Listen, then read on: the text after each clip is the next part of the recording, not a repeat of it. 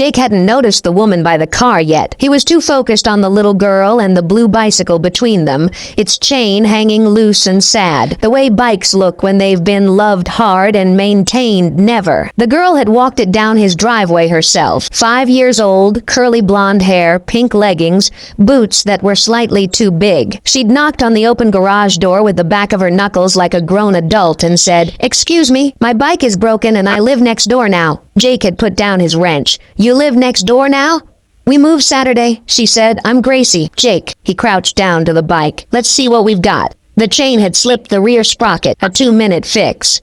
But Jake didn't fix it in 2 minutes. He looked at Gracie and said, "You want to learn how to do this yourself?" Her eyes went wide. "I'm allowed?" "It's your bike," he said simply. So he showed her, walked her through it slowly, where the chain sat, why it slipped, how to guide it back without forcing it. He let her hands do the work, his just steadying. When it clicked back into place, she looked up at him with the expression children get when they've done something real. "I fixed it," she said. "You fixed it," he confirmed. He stood up then, brushing off his knees, and finally saw the woman standing at the edge of his driveway beside a dark sedan, arms crossed, watching. She wore a beige coat over a floral dress, and she'd been there long enough that the morning light had shifted around her. She wasn't upset. She was something harder to read than that. "She knocked on a stranger's garage door," the woman said. It wasn't quite an apology, and wasn't quite an accusation. She was very professional about it, Jake said. Something in the woman's expression moved. "I'm Kate, her mother. Jake Calloway, I just moved in 8 months ago." He nodded at Gracie, who was already test riding the bike in tight circles on the driveway. "She's got good instincts with her hands. Didn't force anything." Kate watched her daughter. "She doesn't usually approach strangers. She approached a garage," Jake said. "Slightly different thing." Kate looked at him then, really looked,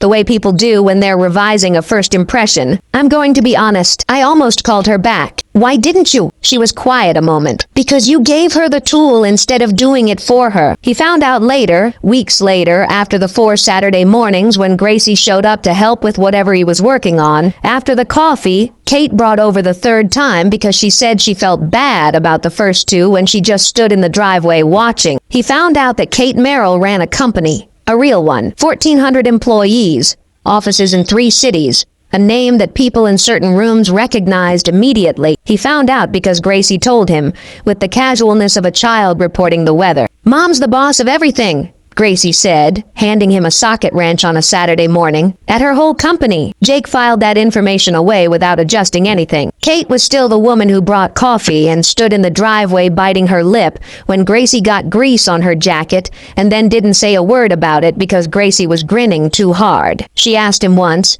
leaning against the garage door frame while Gracie practiced checking tire pressure, "Doesn't it bother you that she just walked into a stranger's garage?" "Honestly?" Jake set down his rag. "It reminded me that some people still trust their instincts." She looked at this garage and decided it was safe. She was right. He paused. "Kids know more than we give them credit for." Kate looked at her daughter. "She picked this neighborhood," Kate said quietly. "Out of 4 options. I let her point on the map." She smiled at something private. She pointed here. Jake looked at Gracie, who was now explaining tire pressure to the bicycle as though the bicycle needed to understand the reasoning. "Good instincts," he said again. Kate laughed. A real one. Unguarded.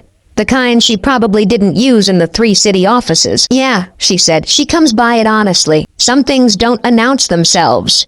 They just show up on a Saturday morning with a broken bike and knock on your open door with the back of small knuckles. And if you're paying attention, if you hand over the tool instead of doing it yourself, you might find that what gets fixed is more than a chain.